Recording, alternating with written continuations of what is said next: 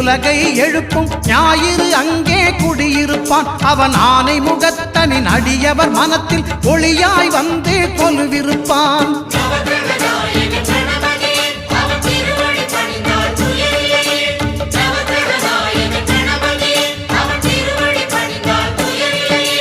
ஒன்பது கோளும் ஒன்றாய் காண அங்கு கற்பகம் என்னும் கடவுளின் மெய்யில்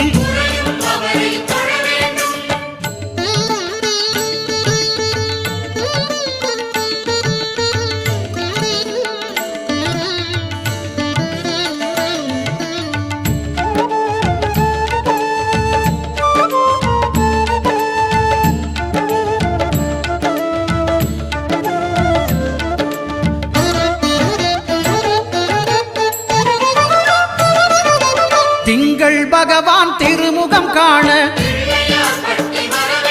அங்கு கற்பக பெருமான் தொப்புள் குழியில்